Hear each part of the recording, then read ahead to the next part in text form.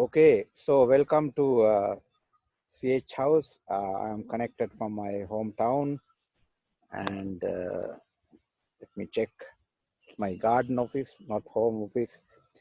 It's a very casual setting, but I want to talk actually today about a serious issue.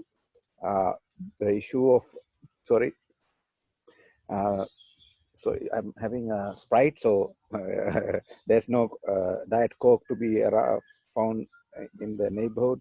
So I'm, now trying Sprite, sugar-free Sprite. So it's not very familiar to me. Okay, so today I want to actually discuss about an important issue, that is facts, facts, myths, and manipulations of corona virus COVID-19 management campaign in Sri Lanka. Of course, this is a big issue and it's a complex issue. I was not thinking about doing this immediately because we are still in the, according to my understanding, it's early stage. So in terms of evaluating any success or the process as a management process, it's too early. But I wanted to talk about this due to particular reason, because now I find a lot of mainly about the celebrations of coronavirus, unrealistic celebrations of coronavirus,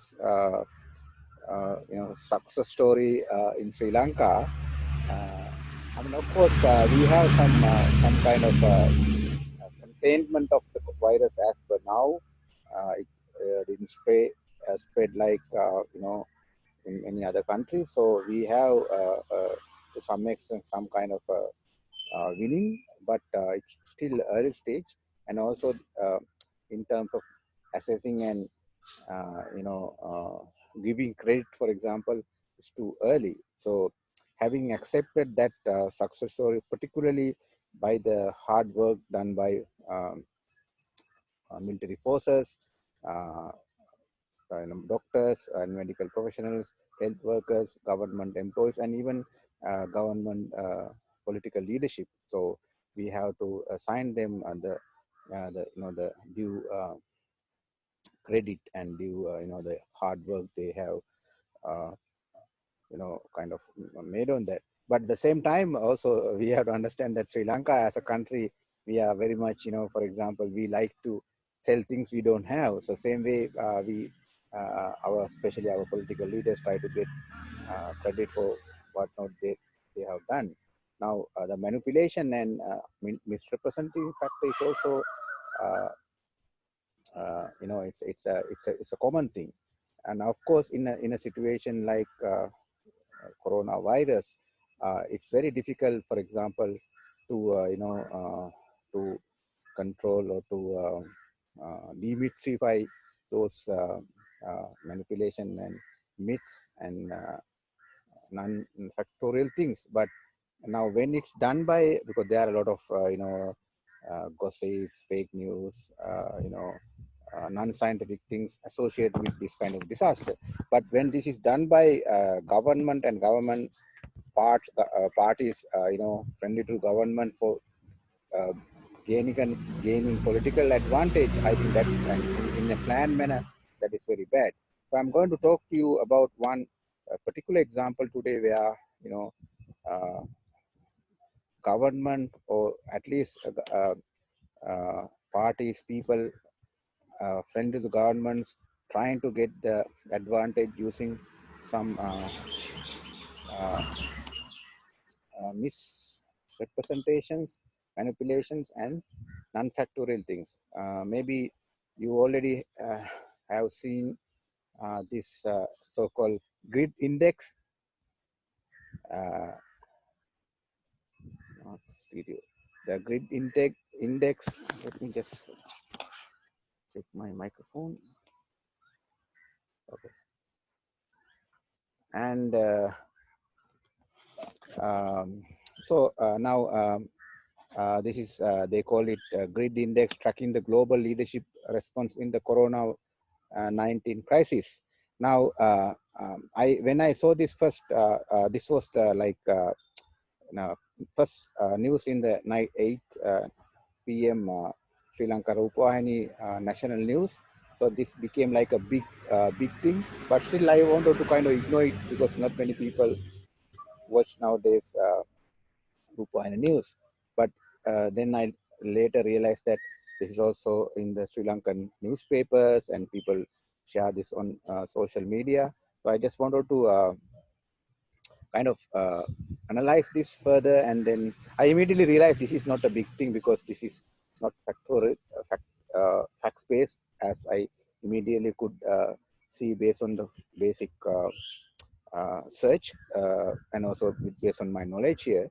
Now, but then since it's now in Sri Lanka, the one problem what we see here, even the educated people, they share things, they accept things without doing even primary analysis and fact finding. This is a very bad practice.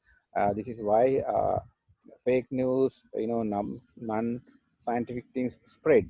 So I wanted to do like a proper understanding about this one and to see what is the background of that. So I'm going to show you now this grid index done by chartered management account. What is this called? Certified management account of Australia. So let's see what's wrong with this one. Now this was celebrated by the government friendly media and people supporting president. Now according to this, if you look at the basic idea based on this ranking, this is a ranking. You can see. Let me go to the ranking. Yeah, you can see in this table. I hope you can see this. In terms of grid index, that is the leadership for showing the leadership in coronavirus. Uh, these ranks are, from number one means best country, New Zealand and Singapore. That way, Sri Lanka is number 9. So this is, even not kind of acceptable even in the face value without any analysis. But to understand this, uh, how they have done it, I have done some basic analysis because now I want to also show you that or to share with you that now I have involved in some rankings, global ranking like international think tank ranking by University of Pennsylvania, and also I studied different rankings for last 20 years at least from World Bank ranking, World Economic Forum, Human Development Index by World Bank, UNDP rank. So I have studied them in detail for my other research and other work, and I have, I know that they do very rigorous methodologies because any ranking needs, uh, you know, participation by many stakeholders and rigorous processes. Now, if you see even in this ranking, here this corruption perception index, that is what they have kind of associated in the uh, in the same table. Now CPI ranking, corruption perception index ranking, it's a credible ranking. I think this is done by Transparency International, Transparency Watchdog headquarters in Berlin. Now this is like a globally accepted ranking for corruption. Now if you look at that one, uh, this is not they have done it, just they have kind of added that. Now Sri Lanka is 93, so it's very low. Now here, Sri Lanka in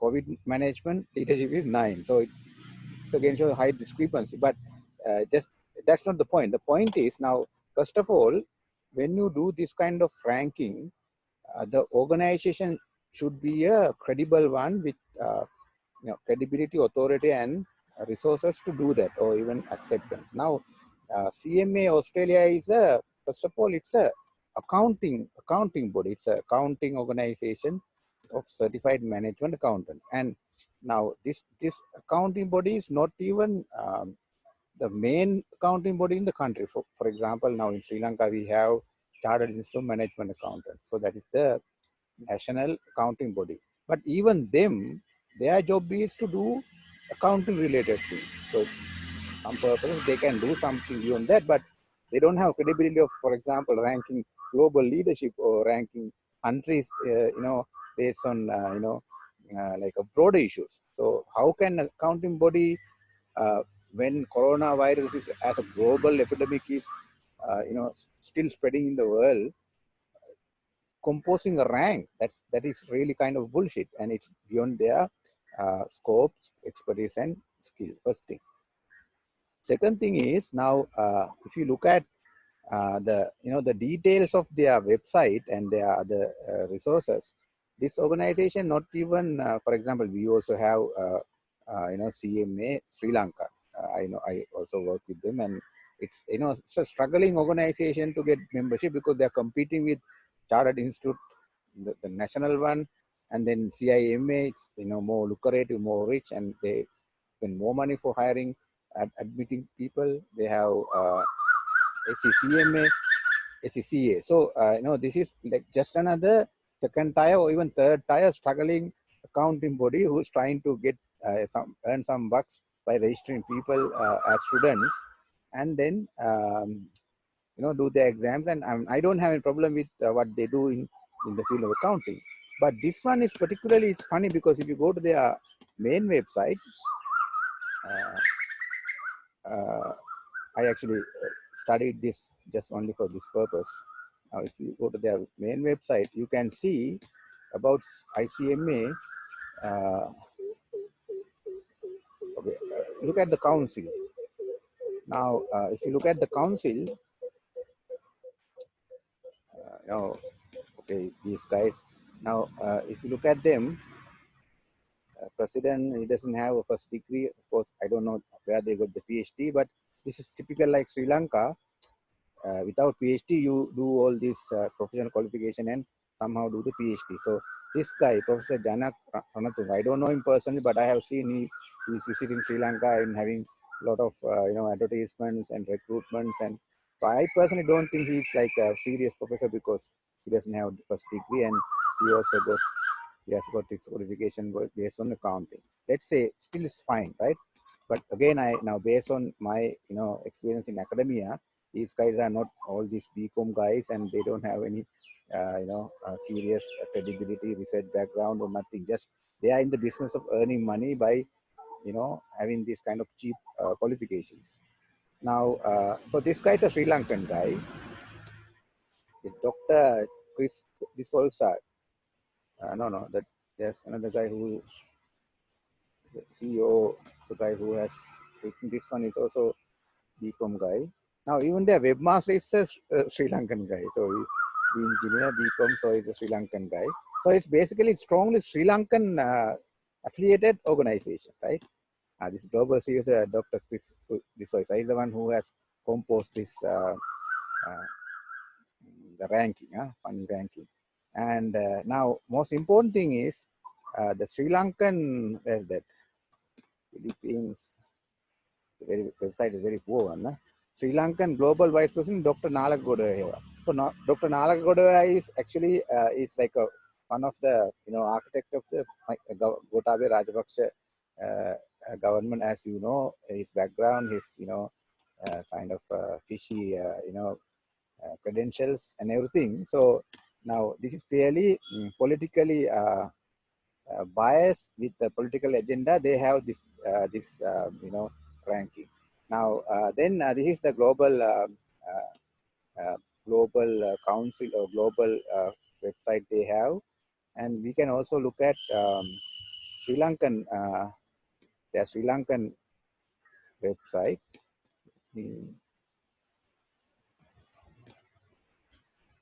About home. So now the point I want to say, it's not only credible, it's not credible, it's strongly associated to Sri Lankan connections, like this is the so-called Professor Janak. And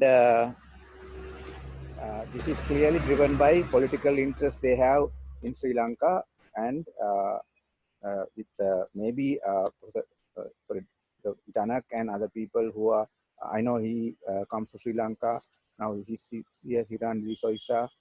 So these are all Sri Lankan, Sri Lankans living in Australia is kind of running this organization.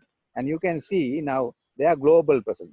Is this global? For example, so they have, I don't know the scale of the operation, Australia, Malaysia, Sri Lanka, Cambodia, China, Cyprus, Philippines, India. India, I know it's not really a big deal. Iran, UAE. So this is like maybe South Asian, Myanmar, Singapore, Lebanon. So they don't have any European or high, North North American presence. So it's not a global organization. It's definitely a regional organization. Maybe they can have some affiliations and partnership. Of course, you can also have something like that. So it's not really like a credible international organization. At least I don't know. I mean, even CIMA may be more global, but I still have also reservation about CIMA. But this is a second class uh, uh, accounting body who struggling to get students and have affiliations in Australia, outside, in other countries, and even in Sri Lanka, even though they have a Sri Lankan operation. Uh, then when we, if we can go to the Sri Lankan one, I think of course you can find it, but now this Nalaka Godawewa again is the Sri Lankan kind of head of this. So it's basically his organization. And now, but if you go to Nalaka Godawewa Twitter, he doesn't even share this. I checked Mahinda Rajapaksha, he has not shared it. Okay, so Nalaka Godawewa. So you can see he has not even shared this. Now he is the regional boss or whatever it is in the academic committee, but he has not even shared this news. Yeah, maybe he's busy. Okay, so it's not there. And you can see now Nalaka Godawewa, I mean I don't know him personally, but I have known he has been like accounting, like a tuition guy running organization before joining the government. So I don't want to go into his personal details, but I have some good understanding of what he has been doing for many years. So it's a real manipulation of trying to promote Sri Lankan government as a success story to get cheap political advantage, at least in Sri Lankan audience, uh, by having this kind of uh, like a fake or non-credible ranking. But so now.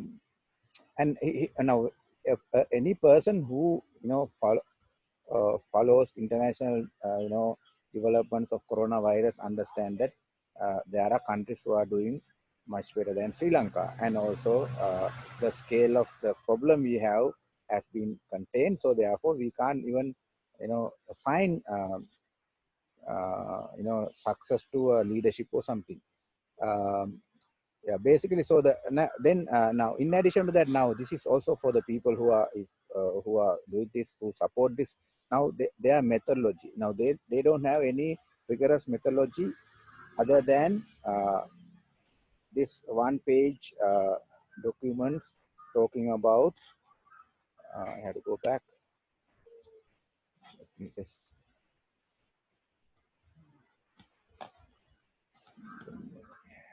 let me check. The even this ranking is done by the CMA Australia. I showed you Godawewa's name here. He's also in some, I think also in educational committee or something. He also show you committees and boards, education advisory committee. I think he's also there. Advisory board, you can see some universities, professor from Australia. The main guy is Janak Amra. Ratnatunga is a Sri Lankan living in Australia, I guess. Nalaka Godawewa, international member at Academy of Finance. So Academy of Finance is Sri Lankan institute affiliated to this organization. So Nalaka Godawewa is the boss there also. Now, let's say for the purpose that this is purely done on a merit basis. Nalaka Godawewa was not involved and it's not done politically. Now, even if you assume that one, what is the methodology they have followed? I just studied their the ranking. It has no like a methodology. There's no research group. This one guy has written a one-page article, and funny enough, it's also shared on Sri Lankan Foreign Ministry's website. So,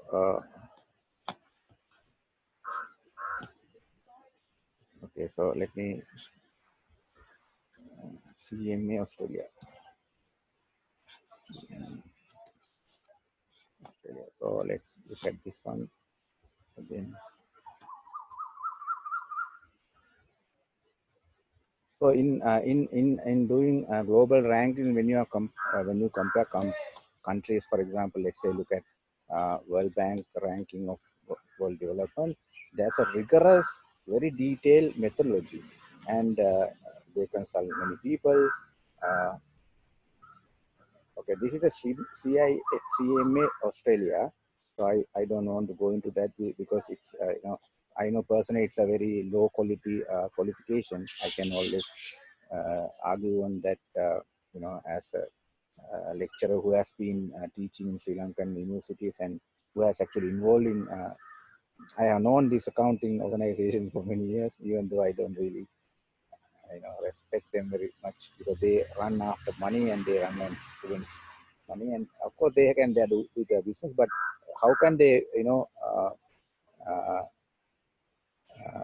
compare countries on a particularly global academic pandemic, and it's very complicated, uh, and you can see their local resources. No, nothing, no comments on them, but just you can see what kind of people teach there and their quality and stuff.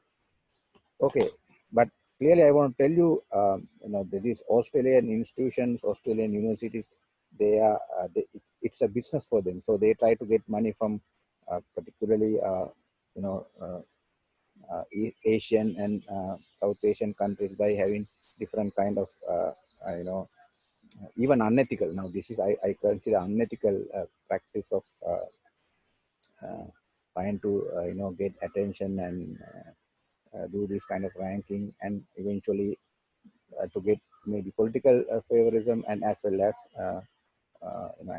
attention or media coverage. So the professional organization should have strong ethics on what they do to practice their scope and do them in a professional manner. I don't think that's happened here, at least in this uh, ranking thing. Uh, so.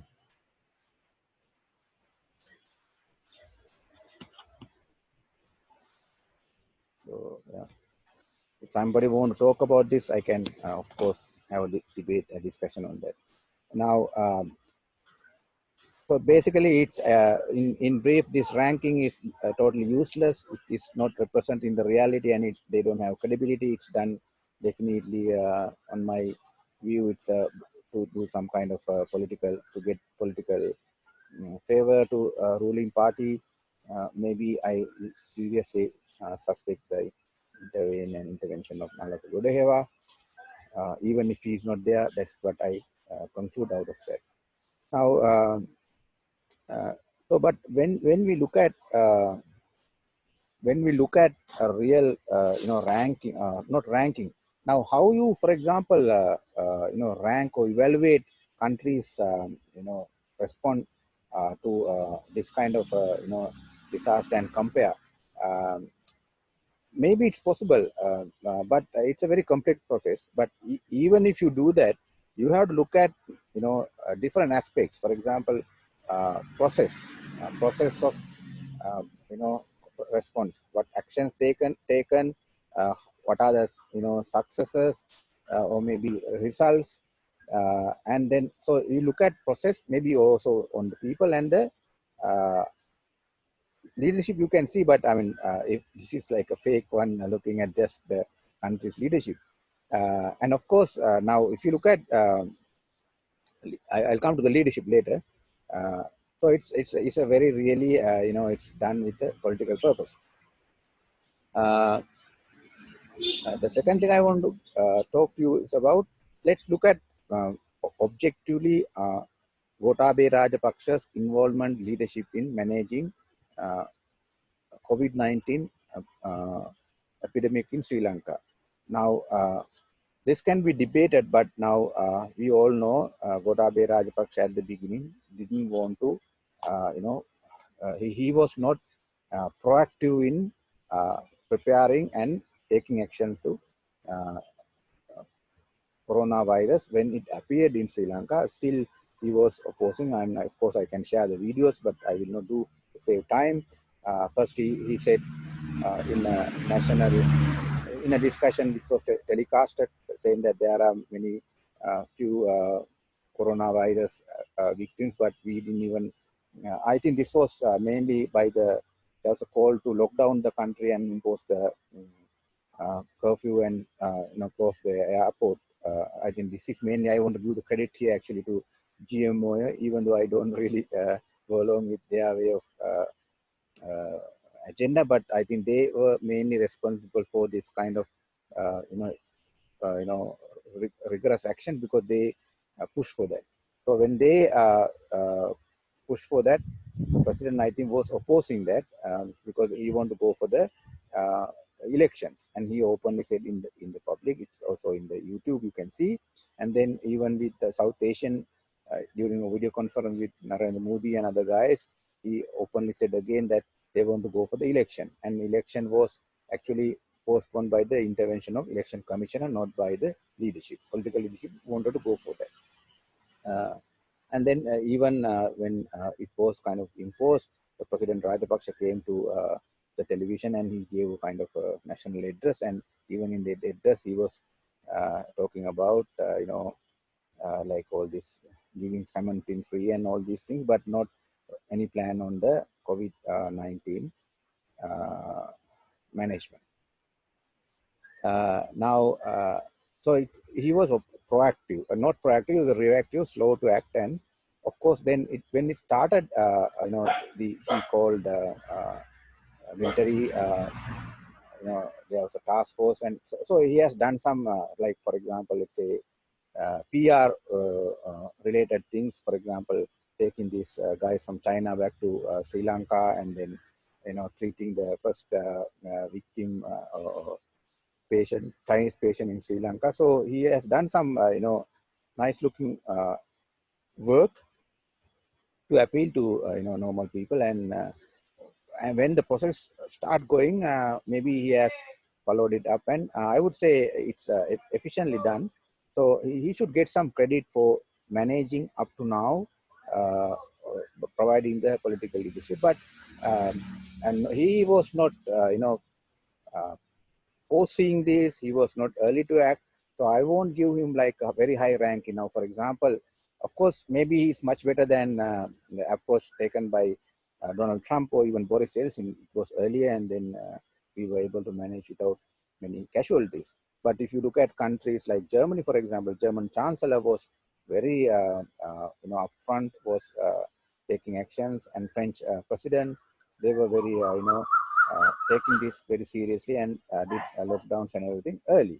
So now, therefore, uh, again, I want to repeat, I think overall Sri Lankan COVID-19 prevention campaign up to now has been uh, successful, at least at this stage, without many number of deaths and many number of affected cases. But still, there are a lot of improvements possible. I have already discussed about their weaknesses in their strategy, their approach, how they,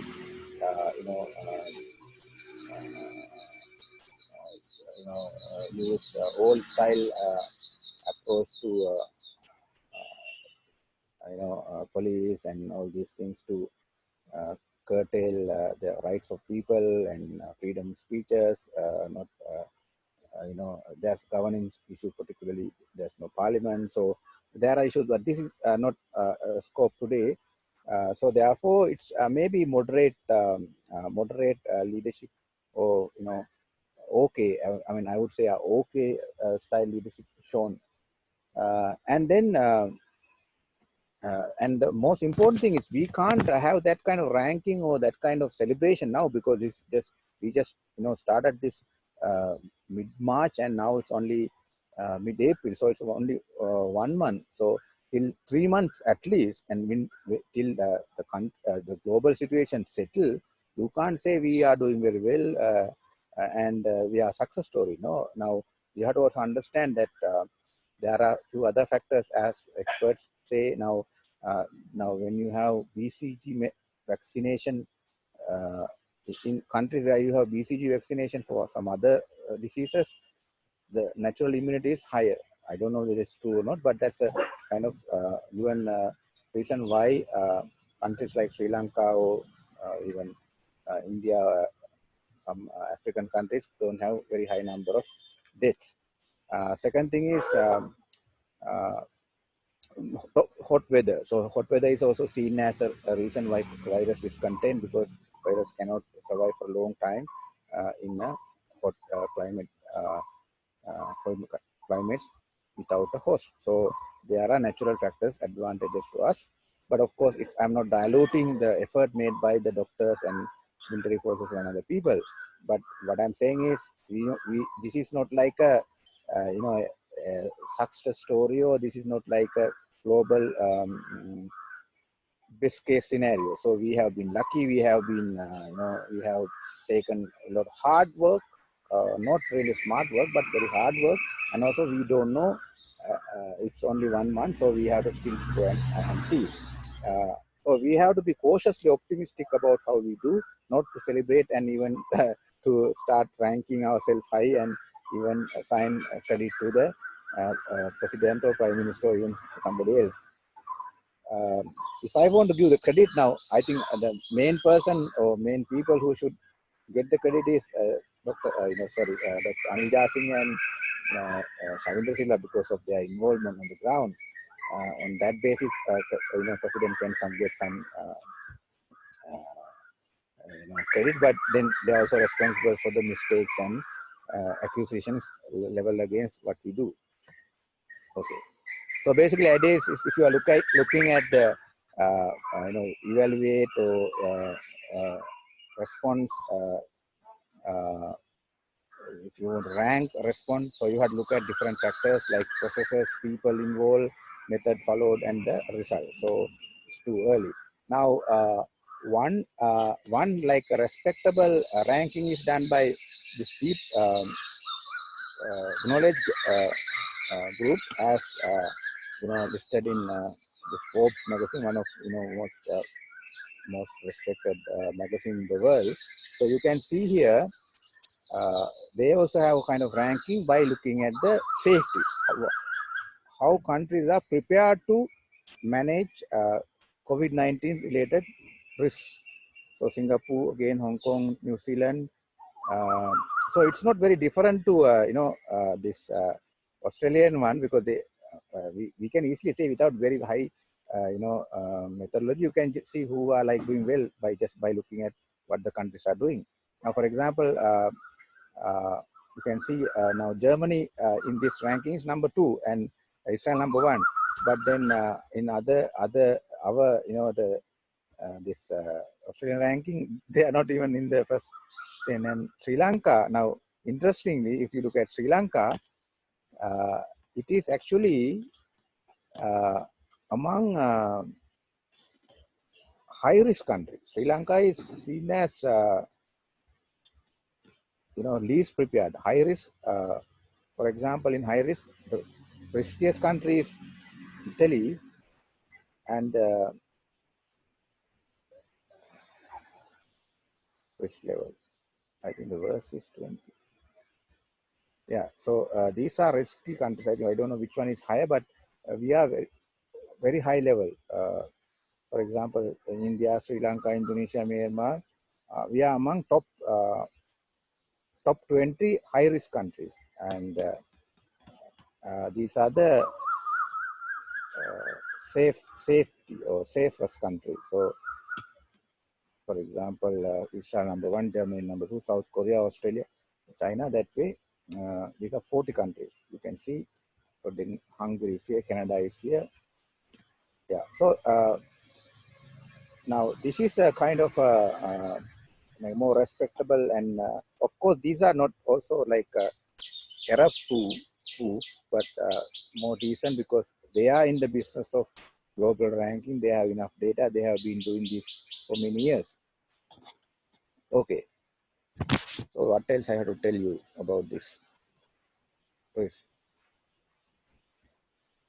Okay. So basically, just to summarize. Now I think I'm sorry for taking long, because I think the guy who did the ranking, the CMA Australian ranking, didn't take much time like this talk to do the ranking, but I took long time to explain this.